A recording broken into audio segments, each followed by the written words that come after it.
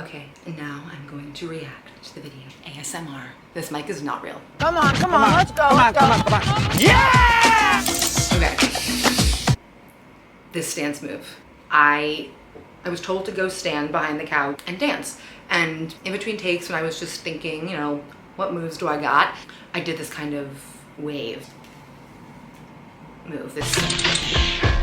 There's a director and there's also the client. In this case, they were not in the same room. They were somewhere else, looking at the monitor, giving notes in the director's ear.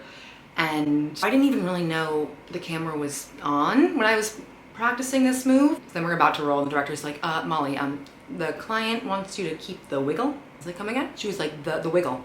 They want you to keep the wiggle. So I kept the wiggle and we eventually morphed it into a wiggle, into a high five. But again, I was really proud of myself because that wiggle was my idea. That wiggle came from my brain. Come on! Okay. This part was so fun. I remember I could kind of see my reflection in the lens when we were close to it like that, and I liked what I saw. I saw a crazy, crazy woman who loved chicken wings, and I liked that.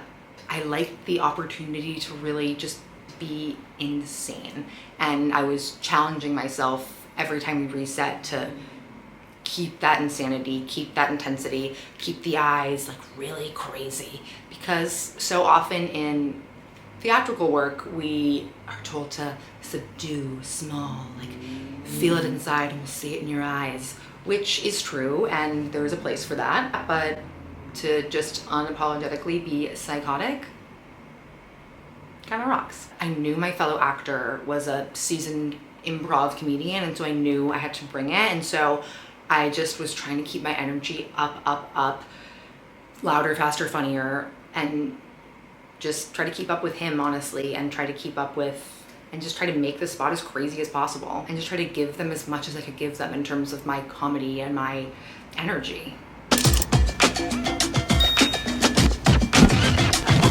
The fight, yeah, that was just kind of like something we talked about when we were there. I think it was the director's idea on this spot, not something the client had requested prior, but it made it in, which is super cute, and I don't know, I like it. I feel like in that part I make a really like aggressive face that's borderline ugly, which I also like because I spent so much time trying to be pretty on camera and trying to be pretty in pictures and trying to look good, and I was so beyond that at this point. I had wing juice all over my white shirt and face, and I was just not giving a flying fladoodle what I looked like.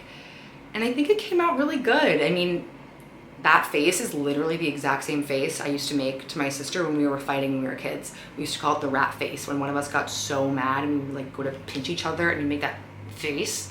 So it's the same shit as normal acting. You pull from your real life, you embody a character, you put yourself in someone else's shoes and you go for it. It requires a lot of energy, a lot of stamina, a lot of commitment. Commit to the bit. It's just one big commit to the bit, really.